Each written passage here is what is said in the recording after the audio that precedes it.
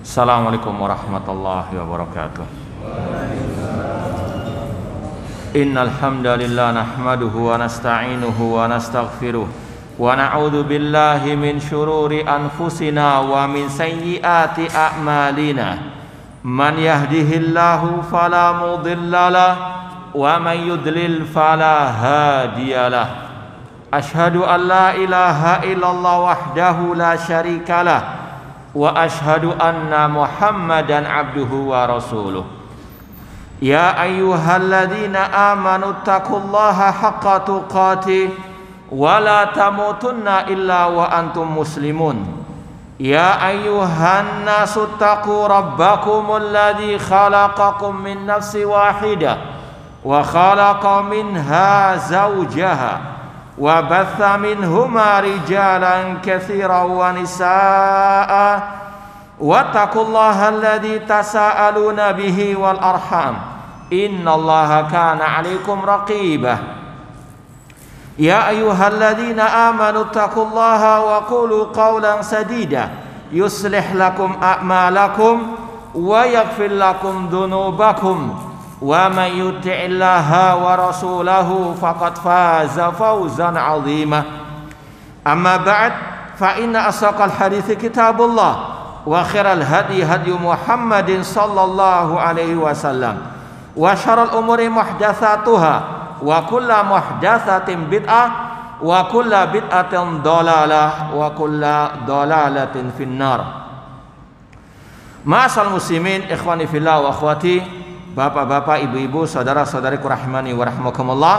Alhamdulillah, segala puji bagi Allah Subhanahu wa taala yang mempertemukan kita kembali dalam kajian kitab Arba'una Hadisan fit Tarbiyati wal Manhaj, kumpulan 40 hadis tentang tarbiyah dan manhaj oleh Fadilatul Syekh Dr. Abdul Aziz As-Sadhan hafidhallahu taala. Semoga Allah Subhanahu wa taala menambahkan kepada kita ilmu yang bermanfaat dan al-amal as-saleh.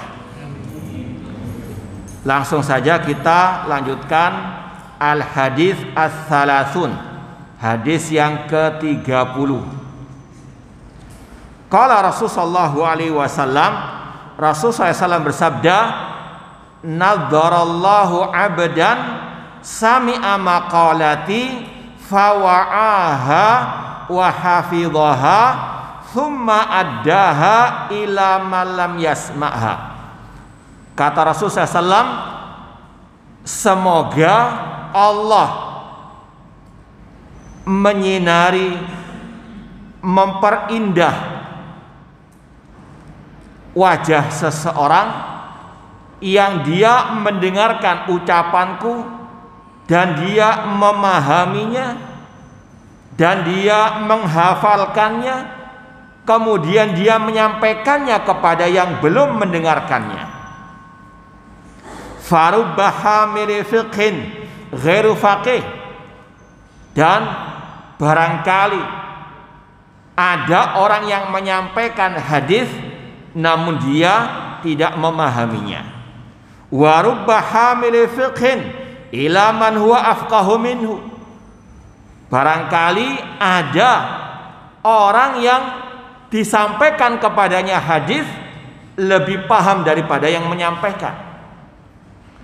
Kemudian Rasul mengatakan, salasun la yaghillu alaihinna qalbu mri'in muslimin. Ada 3 perangai yang mana hati orang muslim, la yaghillu atau yughillu, tidak hasad, iri dan dengki.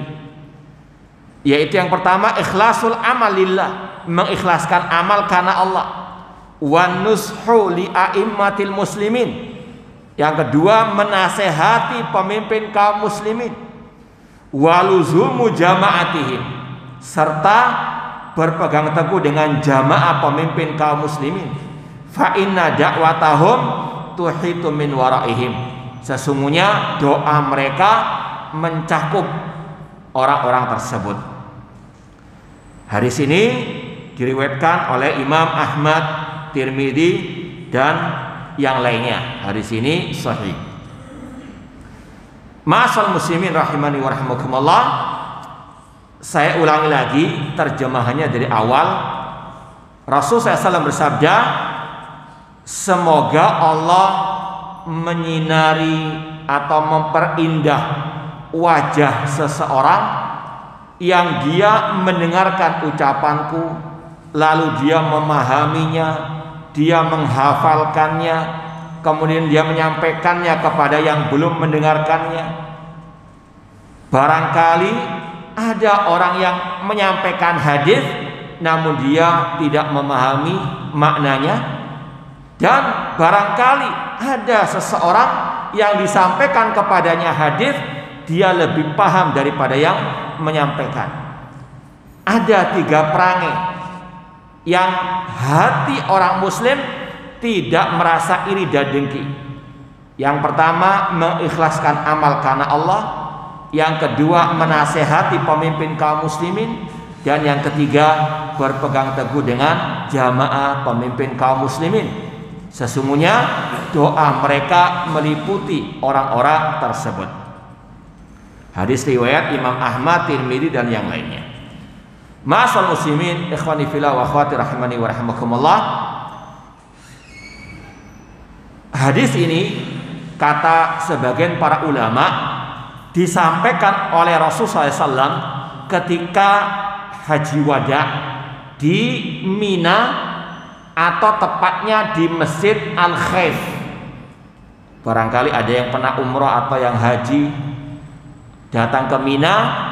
Di sana ada masjid namanya Masjid Al-Khaif. Itu sejak dahulu kala sudah ada. Sejak zaman Rasul SAW juga ada. Hadis ini Rasul sampaikan di Masjid Khaif tersebut. Yang pertama kata Rasul, ini doanya Rasul bagi yang belajar dan mengajarkan al-hadis. Tentunya hadis yang as-sahih. Kita langsung baca syarahnya, penjelasannya dari Syekh Dr. Abdul Aziz As-Sadahan.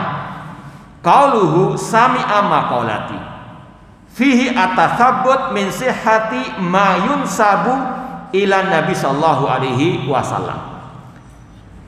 Saya ulang lagi, tadi ada faedah yang pertama, doa Rasul bagi yang belajar dan mengajarkan al-hadis.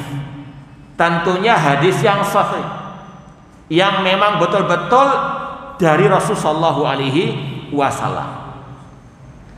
Makanya pelajaran yang pertama kata Syekh, di dalam hadis ini ada kewajiban untuk teliti dalam menyampaikan hadis yang dinisbatkan kepada Rasul sallallahu alaihi wasallam. Karena Rasul mengatakan tadi, semoga Allah memperindah, menyinari wajah seseorang yang dia mendengarkan ucapanku, bukan ucapan yang lainnya. Dalam artian, kalau kita mendengarkan orang mengatakan Rasul bersabda, jangan percaya dulu, betul enggak itu hadis sahih. Kenapa demikian? Karena Rasul mengancam orang yang berdusta atas nama beliau. Dalam Sahih Muslim, Rasul mengatakan, man kadzaba alayya muta'ammidan falyatabawa maq'adahu minan nar. Barang siapa yang berdusta atas namaku, maka siapkanlah tempat duduknya atau tinggalnya di dalam neraka. Tidak main-main ancamannya. Neraka kata Rasul bagi yang berdusta atas nama Nabi SAW, ngarang-ngarang hadis atau tahu itu hadis yang tidak sahih namun disampaikan. Naudzubillahi min dzalik. Ini ancamannya berat kata Rasul SAW. Dan banyak ribuan hadis yang tidak sahih dari Rasul SAW, bahkan mungkin palsu. Contoh kata para ulama, hadis yang masyhur di kalangan orang-orang yang belajar, yaitu utlubul ilma walau bisin. Belajarlah ilmu meskipun ke negeri Cina. Ini hadis kata Syekh Al-Albani rahimahullah, la aslalahu, tidak ada asalnya. Sekali lagi, hati-hati. Banyak hadis-hadis yang sahih, kenapa kok kita nyampaikan yang dhaif? Kata seorang ulama tabi'in yang bernama Abdullah bin Mubarak, fi sahih ghunyatun anid dhaif. Di dalam hadis yang sahih sudah ada kecukupan. Contoh lagi, an-nadhafatu minal iman, kebersihan bagian daripada al-iman. Maknanya benar, tapi bukan berarti itu dari Rasul sallallahu alaihi wasallam. Perlu apa? Rujuk kepada para ulama ahli hadis, para pakar-pakar ahli al-hadis. Di antara pakar ahli hadis abad ini Syekh Muhammad Nasruddin Al-Albani rahimahullah ta'ala. Beliau menulis karya-karya ilmiah tentang hadis. Di antara yang paling masyhur silsilah ahadits sahihah dan silsilah ahadits dhaifah. Beliau punya berjilid-jilid kitab kumpulan hadis-hadis sahih dan kumpulan hadis-hadis yang tidak sahih atau dhaif yang lemah. Ya. Terutama bagi para dai, para ustadz. Demikian, sebelum menyampaikan cari dulu referensinya ini sahih atau tidak. Alhamdulillah fasilitas untuk itu ada, meskipun ya tentunya namanya ilmu tidak bisa kita meliputi semuanya. Cuma paling tidak ada kewajiban untuk tasabbut, fihi tasabbut, teliti, meneliti, ya, tidak asal-asalan menyampaikan. Ancamannya tadi kata Rasul, barang siapa yang berdusta atas namaku atau yang sengaja berdusta atas namaku, siapkan tempat tinggalnya di dalam api neraka. Na'udzubillahi min dzalik. Dan ini yang juga dipraktekkan oleh para sahabat Rasulullah SAW. Padahal waktu itu ya sangat dekat dengan Rasulullah SAW, namun mereka betul-betul teliti. Contoh, kata para ulama, ada kisah Umar bin Khattab radhiyallahu anhu, manusia termulia setelah para nabi, para rasul, setelah Abu Bakar As-Siddiq, sahabat yang termulia setelah Abu Bakar As-Siddiq radhiyallahu anhu. Beliau suatu saat didatangi oleh sahabat Rasulullah SAW. Kemudian sahabat tadi mengetok pintunya sampai 3 kali, tidak dibukakan oleh Umar bin Khattab. Sahabat tadi pulang pergi. Umar bin Khattab tahu si fulan ini datang ke rumah beliau, tapi beliau mungkin karena sibuk dan sebagainya di dalam tidak sempat membukakan pintu. Dikejar oleh Umar bin Khattab.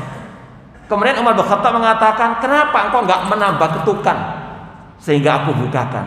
Kata sahabat tadi, aku mendengar sabda Rasulullah SAW, idza sta'dana ahadukum salasan falam yu'dan lahu falyarji.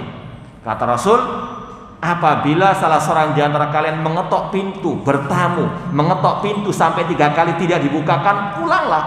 Jangan terus digedor-gedor, ya. Dimiskol sampai 100 kali, jangan. Orang kadang di dalam ada kesibukan atau yang istirahat dan seterusnya. Kata Rasul, cukup 3 kali nggak dibukakan, pulang. Ini para sahabat dahulu mengamalkan hadis Rasulullah SAW yang dia dengarkan. Kata Umar bin Khattab, ini intinya. Umar bin Khattab nggak langsung percaya. Ini untuk mengajarkan kita tasabbut. Kata Umar bin Khattab, datangkan kepadaku saksi lain yang mendengarkan hadis itu dari Rasulullah SAW. Bukan Umar bin Khattab menuduh sahabat tadi berdusta, tidak. Cuma apa? Mengajarkan teliti atau berhati-hati dalam menyampaikan hadis Rasulullah SAW. Nah, faedah yang kedua, qauluhu fawa'aha wa hafidhaha.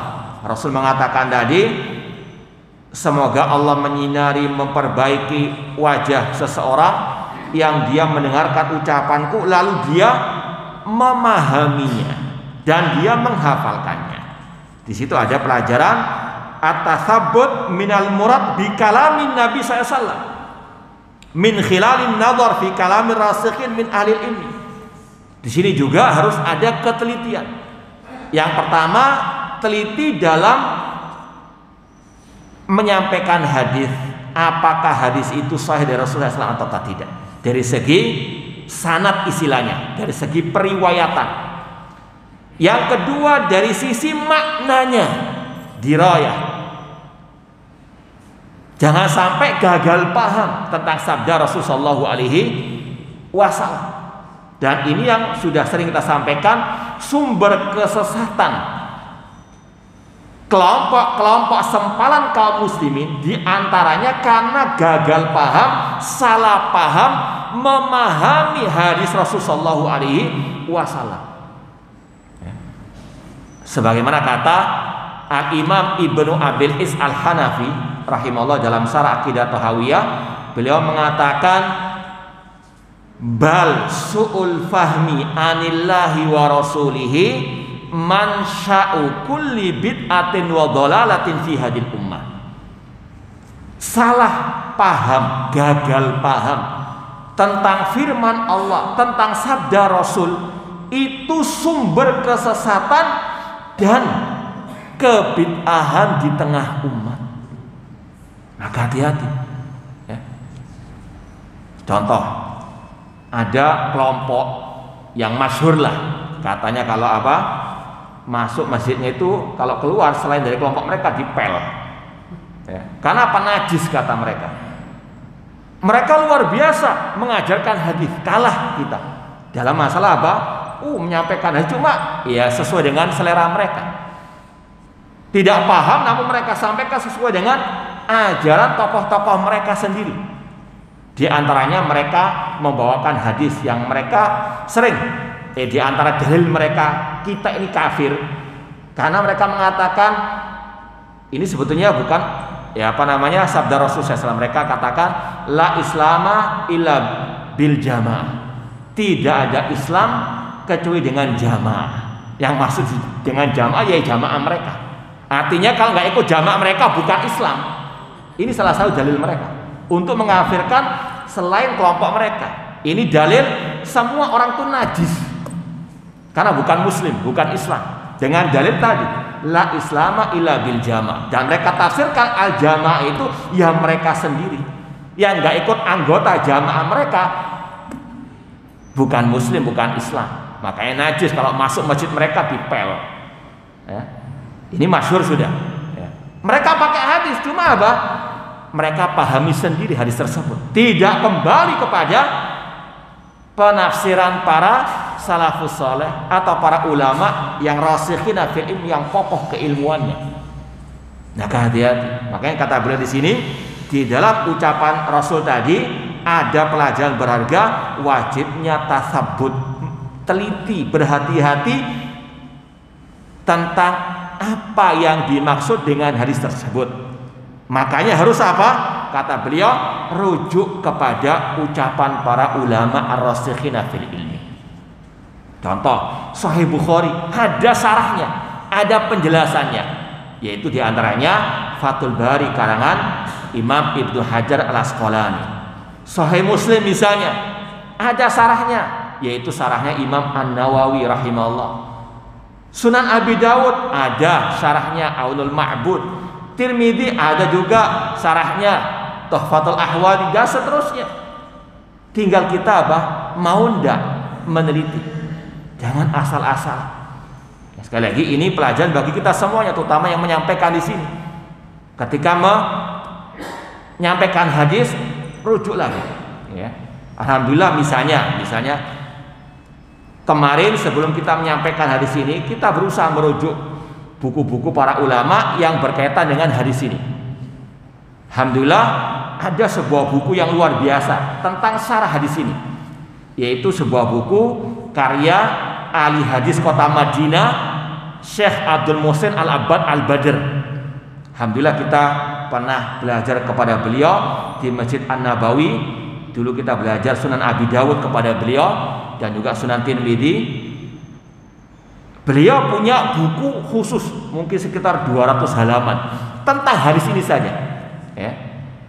Sekali lagi, artinya nggak sembarangan para ulama istilahnya menyampaikan luar biasa. Ya, ada buku sekali lagi khusus tentang hadis ini. Judulnya Dirasatu Hadis Naddarallahu Imra'an Sami'a Maqalati. Riwayatan wa dirayah. Ya, beliau pakar ahli hadis. Beliau kalau menyampaikan hadis disampaikan dari perawi-perawinya fulan dengan ya sudah luar biasa kita Tidak ada apa-apanya istilahnya begitu. Kemudian beliau sampaikan makna secara global, secara terperinci. Bahkan beliau istilahnya mengambil pelajaran dari hadis ini dengan berbagai riwayatnya tentunya, itu kurang lebih 99 faedah. Jadi hadis yang pendek tadi itu beliau bisa memetik 99 pelajaran, ya. Ini luar biasa. Itulah para ulama, makanya harus banyak merujuk kepada para ahli ulama. Meskipun kita jauh dari mereka, namun sebagaimana kata seorang penyair, tasabbahu bil kirami illam takunu mislahum. Ikutilah jejak orang-orang yang mulia, para ulama diantaranya. Meskipun engkau nggak mungkin sama dengan mereka. Inna tasabbuh bil kirami falahu. Karena menyerupai orang yang mulia itu suatu kemuliaan. Ya. Jadi sekali lagi, bukan hanya berhati-hati meneliti dalam masalah sahih atau dhaifnya, namun juga masalah pemahaman hadisnya. Ya. Kemudian wa fihi anal intifa bil ilmi wa tahsilil ajal la yakunu illa bil amal bila bima alim. Mengambil manfaat dari ilmu dan memperoleh pahala dari ilmu itu harus diwujudkan juga dengan al-amal. Ya. Misalnya menyampaikan masalah akhlak, ya, tapi tidak diamalkan. Menyuruh orang jujur namun dia berdusta. Menyuruh orang lemah lembut namun dia kasar. Menyuruh orang berkasih sayang namun dia kejam misalnya. Naudzubillahi min dzalik. Ini sangat jauh dari keberuntungan menyampaikan hadis Rasulullah SAW tersebut. Li'anna min lazimis sana ala man wa'al ilma wa hafidhahu an yakuna amlan bihi. Karena Rasul memberikan doa yang baik ini bagi yang tadi mendengarkan hadis beliau, memahaminya, menghafalkannya, dan tentunya mengamalkannya. Semoga Allah Subhanahu wa taala menjadikan kita sebagai orang-orang yang senantiasa mengamalkan hadis Rasulullah SAW yang sahih. Bi khilafit takatsur min samar ilmi waqtina al-kutub bila amal. Tidak cukup hanya sekadar banyak-banyakan ilmu, tidak cukup hanya sekadar banyak-banyakan kitab, namun harus ilmu dengan al-amal. Makanya kata para ulama, hatafal ilmu bil amal. Ilmu itu harus connect dengan amal.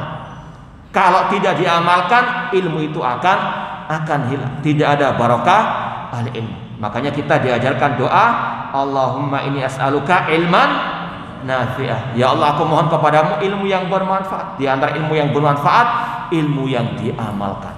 Ya, makanya dalam Al-Quran dikatakan jazaan bima kanu ya'malun. Surga itu balasan bagi yang mengamalkan, yaitu mengamalkan ilmu yang bersumber dari Al-Quran dan Sunnah dengan pemahaman para salafu as-soleh. Ya, kemudian di sini dibawakan ucapan Imam Barbahari, kita lewati. Kemudian pelajaran yang berikutnya, Rasul mengatakan, kemudian orang itu menyampaikan kepada yang belum mendengarkannya.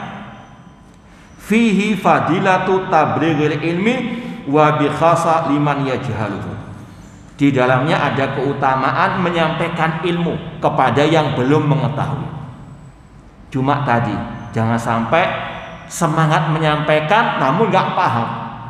Ada orang-orang yang semangat keliling dakwah sampai ke penjuru dunia, ya, 3 hari 4 hari, namun nggak paham apa yang dia sampaikan. Ya. Kata dia, kan Rasul mengatakan balighu anni walau ayat, sampaikan dariku meskipun 1 ayat. Yang pertama, betul enggak yang disampaikan itu dari Rasul SAW? Apalagi mereka dikenal suka menyampaikan hadis-hadis yang dhaif. Itu yang pertama, kesalahan mereka. Yang kedua, paham enggak yang disampaikan? Ya. Jangan hanya bermodal terjemahan keliling dunia, keliling Indonesia untuk dakwah. Modalnya apa? Terjemahan. Enggak paham apa syarah para ulama, berbahaya. Contoh, Berapa tahun yang lalu ya, kita pernah dicurhati oleh banyak jamaah lewat telepon, SMS, lewat langsung tanya. Ada satu dai, dia mengajarkan hadis luar biasa, hafal nomor-nomor hadisnya. Yang dia sampaikan waktu itu ucapan Abdullah bin Mas'ud radhiyallahu anhu. Dia mengatakan, Abdullah bin Mas'ud mengatakan, barang siapa yang tidak sholat berjamaah di masjid, maka dia meninggalkan sunnah Nabi. Barang siapa meninggalkan sunnah Nabi, maka dia kafir. Heboh kan? Ya kan? Dia nggak salah juga sebetulnya kalau membaca dari apa? Terjemah. Memang terjemahannya seperti itu. Kalau lafaz Arabnya, bahasa Arabnya, Abdullah bin Mas'ud mengatakan, man tarakal jama'ata faqad taraka sunanal huda wa man taraka sunanal huda faqad kafara. Barang siapa yang meninggalkan salat berjamaah di masjid, dia meninggalkan sunnah Nabi. Barang siapa meninggalkan sunnah Nabi, faqad kafara, maka kafir. Karena sang ustadz nggak bisa bahasa Arab, nggak bisa buka buku-buku syarah para ulama bahasa Arab, dia berpatokan dengan buku terjemahan. Ya itu yang dia sampaikan, kafir yang nggak salat berjamaah di masjid. Heboh jamaah, ya kan? Ya salah sendiri, ngapain belajar kepada orang yang nggak bisa bahasa Arab, ya kan? Ini salah satu contohnya saja, dan ini sekali lagi wakil laisa lahu min dafi'. Hadisnya betul dari Abdullah bin Mas'ud, hadis yang mauquf dari sahabat Abdullah bin Mas'ud, betul. Kita buka betul hadisnya dalam Sahih Muslim, Sunan Abi Daud. Cuma tadi permasalahan yang kedua, bagaimana penjelasannya? Bagaimana syarah para ulama? Kalau seperti ini nggak ada bedanya dengan kelompok teroris. Kelompok teroris mengatakan yang tidak berhukum dengan hukum Allah kafir. Apa dalilnya? Al-Maidah 44. Wa man lam yahkum bima anzalallahu fa ulaika humul kafirun.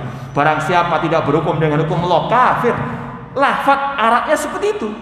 Cuma kan butuh penafsiran para ulama. Abdullah bin Abbas radhiyallahu anhu, sahabat Rasul, mentafsirkan fa ulaika humul kafirun, kafir yang tidak mengeluarkan dari Islam, atau kufrun duna kufrin, kufur kecil. Masalahnya tadi sang ustaz nggak bisa bahasa Arab, nggak bisa merujuk kepada syarah para ulama yang berbahasa Arab, fatal akibatnya. Ya, ini sekali lagi tadi makanya disampaikan wajib teliti. Yang pertama masalah kesahihan atau tidaknya, yang kedua pemahamannya, ya, karena berbahaya. Ikhwani fillah wa akhwati rahimani wa rahimakumullah, dakwah mengajar hadis luar biasa keutamaannya. Cuma tadi bagi yang paham maknanya yang benar. Kemudian berikutnya Rasul mengatakan farubba hamil fiqhin ghairu faqih anna mujarrad hifdhin nusus la yukhawwil liman hafidha an yuftin nas. Di dalam ucapan Rasul, berapa banyak orang yang menyampaikan hadis tapi nggak paham isinya. Yang ini kita sampaikan tadi. Sadaqah Rasul SAW, sungguh benar sabda Rasul SAW tadi. Rasul mengatakan berapa banyak yang menyampaikan hadis bahkan nomor-nomornya dihafalkan sama dia, buka nomor hadis sekian, nomor sekian, tapi nggak paham syarah ulama. Makanya kata saya di sini, pelajaran yang berharga dari hadis ini, sekedar hafal nas, entah itu ayat, entah itu hadis, tidak langsung menjadikan orangnya bisa atau berhak berfatwa. Ini insya Allah yang sudah pernah kita sampaikan pada pertemuan yang lalu tentang masalah hafalan Al-Quran. Jangan kita terlalu bangga kepada hafid Al-Quran. Artinya jangan terlalu lebay. Oh Masya Allah Ustadz Fulan Al-Hafid, hanya gara-gara dia hafal 30 juz langsung dijadikan ulama atau ustadz atau dai, padahal dia sendiri belum belajar apa yang dia hafalkan dari segi maknanya. Dan sudah kita sampaikan, nenek moyangnya teroris zaman dulu yang bernama Abdurrahman bin Muljam yang membunuh Ali bin Abi Thalib, dia dulu luar biasa hafalan Al-Qur'annya. Bahkan gembong teroris di negeri kita ya, yang masih mendekam di penjara, luar biasa hafalan Al-Qur'an dan hadisnya ya. Ada sebagian teman-temannya yang bersaksi luar biasa hafalannya, tapi pemikirannya pemikiran apa? Teroris. Ini bukan kita meremehkan masalah hafalan hadis atau hafalan Al-Quran, cuma tempatkan pada tempatnya. Hafalan Al-Quran, hafalan hadis itu bagus, namun harus dibarengi dengan pemahaman yang bagus juga, pemahaman para salafus saleh. Ya, sekali lagi jangan salah paham, nanti dikira kita meremehkan masalah hafalan Al-Quran hadis. Tidak, tapi tempatkan pada tempatnya. Hafalan Al-Quran, hafalan hadis itu dianjurkan oleh para ulama. Cuma yang lebih penting lagi memahami ayat, memahami hadis sesuai dengan pemahaman para salafus saleh. Ini yang paling penting. Makanya hadis Rasul mengatakan, man yuridillahu bi khairan yufaqihu fiddin. Barang siapa yang Allah kehendaki kebaikan padanya, Allah pahamkan dalam urusan agama. Bukan dihafalkan, bukan. Ya, sekali lagi bukan berarti meremehkan hafalan, tidak. Dan kita sering menasihati para murid-murid kita banyak menghafal. Ya, dan kita juga berusaha menghafal. Tapi sekali lagi ada yang lebih penting lagi, yaitu apa? Memahami apa yang kita hafalkan dari ayat, dari hadis sesuai dengan pemahaman para salafus as-saleh. Sekali lagi kata beliau, di antara pelajaran berharga dari sabda Rasul tadi, sekedar menghafal nas tidak langsung menjadikan orang itu berhak berfatwa. Nah, kemudian sabda Rasul yang berikutnya, rubba hamil fiqhin ila man huwa afqahu min. Berapa banyak atau barangkali ada orang-orang yang menyampaikan hadis yang mendengar hadis itu lebih paham daripada yang dia apa? Atau yang menyampaikannya. Ya. Contoh mungkin ya.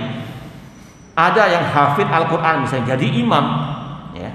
Di belakangnya ada para ulama. Ya, mungkin ada sebagian ulama, nggak mesti, mungkin ada sebagian ulama yang nggak hafal 30 juz tersebut. Ya ada. Namun lebih paham isi ayat daripada yang membaca. Ya, jadi sekali lagi kita tempatkan pada tempatnya. Hafalan itu bagus, namun yang lebih bagus lagi hafalan plus memahaminya. Kemudian kata beliau, wa rubba hamil fiqhin ila man huwa afqahu minhu fihi at-ta'kid ala ma sabab. Di dalamnya ada penegasan apa yang disampaikan tadi. Tidak cukup menghafal nas, tidak cukup menghafalkan nas itu sebagai syarat atau sebagai mendudukkan dia untuk berfatwa. Wa anal hafid la yalzam an yakuna faqihan. Tidak mesti orang yang hafid itu paham apa yang dia hafalkan. Ini bisa dites. Nah, kemudian istilahnya potongan hadis berikutnya, Rasul mengatakan 3 perangai sifat yang hati orang muslim tidak dengki di dalamnya, yaitu ikhlasul amalillah, mengikhlaskan amal karena Allah. Fihi azimu maziatil ikhlas, di dalamnya ada kedudukan agung dalam keikhlasan. Ini juga sebagai bahan introspeksi bagi kita semuanya. Ikhlas dan ikhlas ini yang paling penting sekali. Ya, sudah sering kita sampaikan, amal ibadah tidak akan diterima kecuali dengan 2 syarat. Yang pertama apa? Ikhlas. Yang kedua ittiba. Ya, ini terus disampaikan oleh para ulama untuk kita semuanya introspeksi. Untuk apa kita duduk bermajelis di sini? Untuk apa kita salat subuh berjamaah? Untuk apa kita beribadah kepada Allah? Koreksi niat, karena innamal a'malu binniyat. Kalau enggak ikhlas, ancamannya berat kata Rasul. Awwalu man tusar bihimun nar salasa. 3 golongan yang pertama kali dimasukkan ke neraka.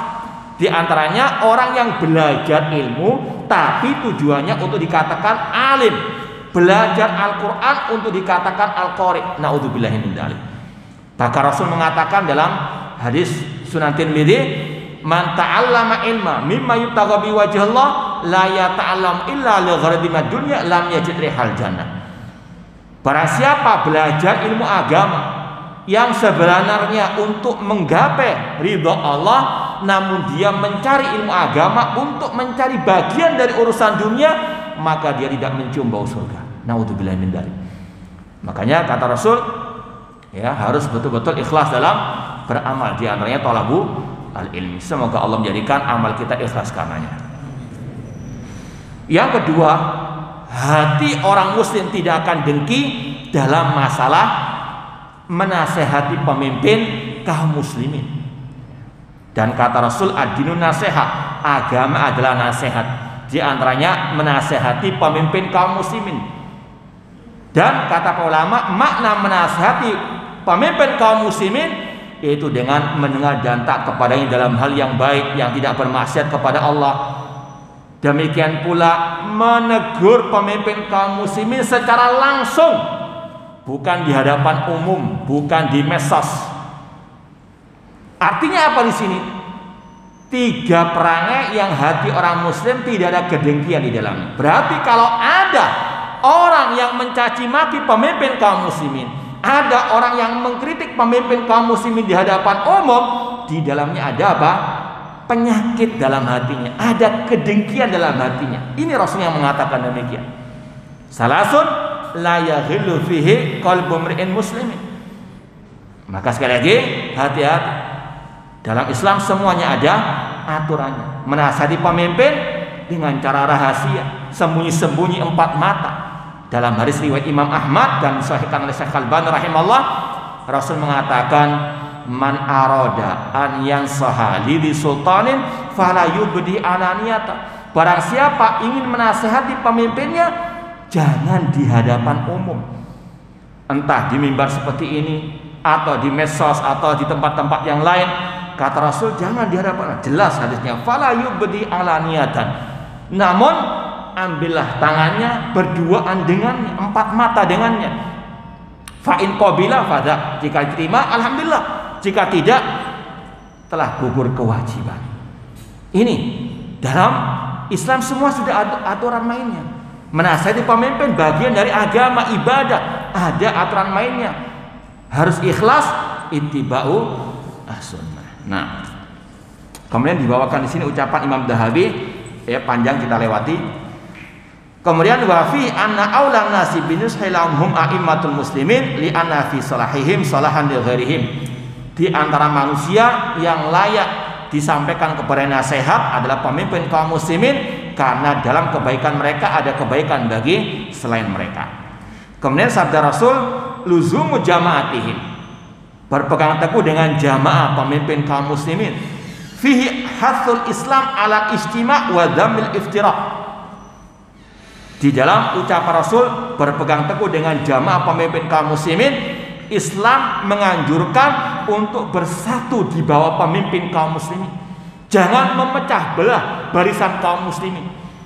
Di antaranya memprovokasi umat untuk mencaci maki pemimpin kaum muslimin, untuk mereka keluar dari pemimpin kaum muslimin, untuk tidak mendengar dan taat kepada pemimpin kaum muslimin.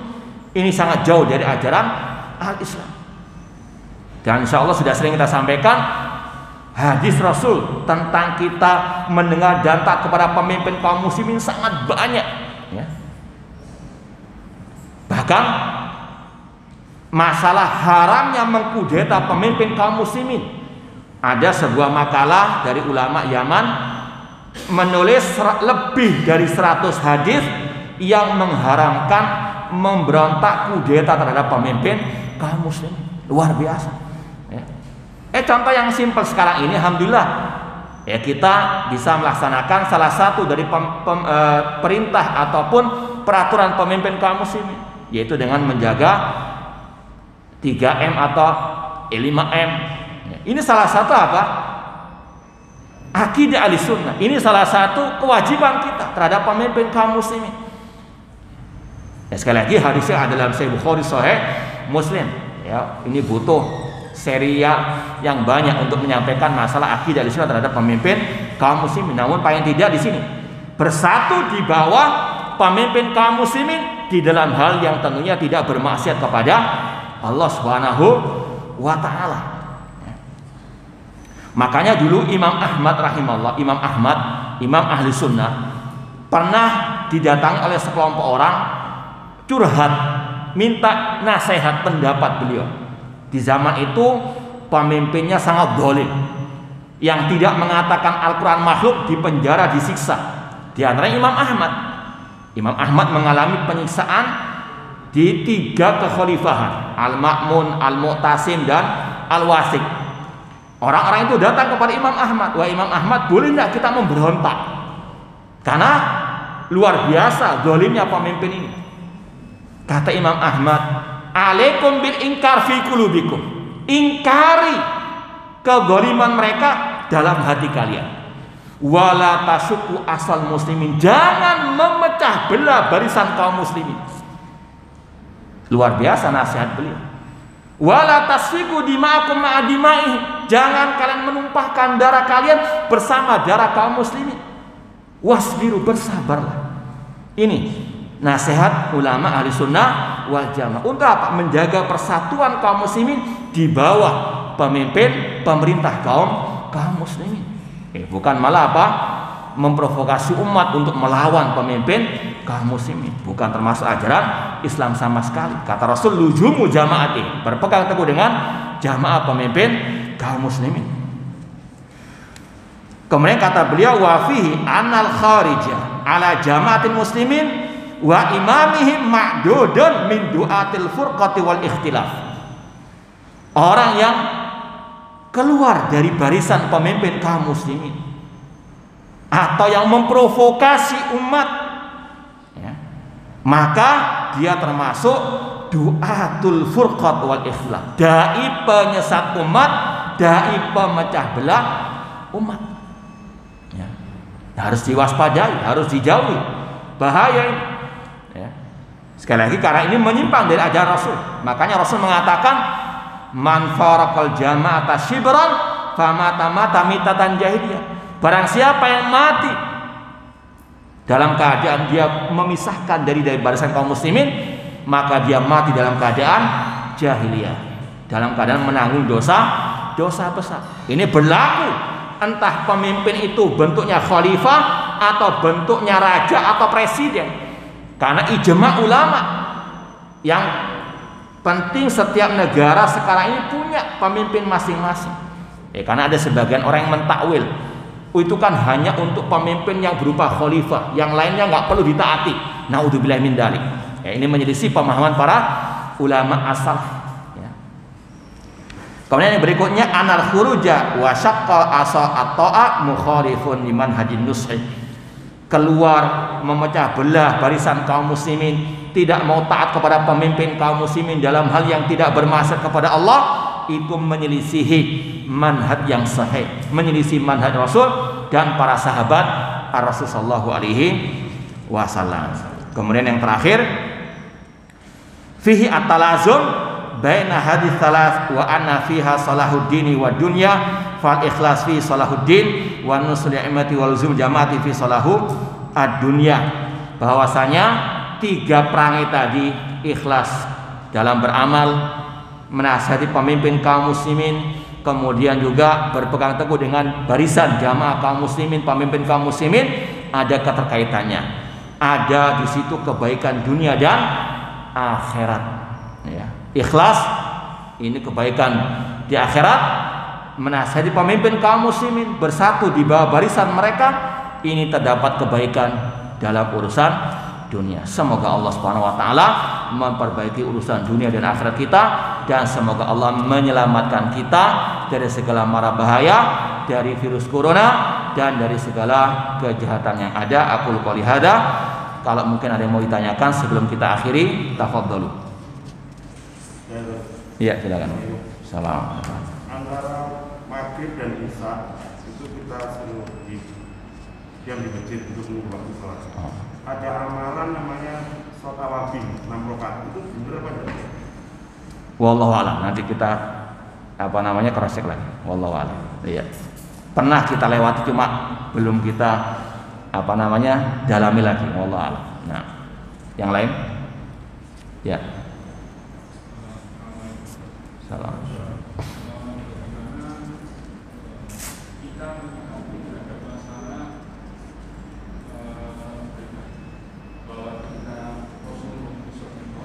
Ya.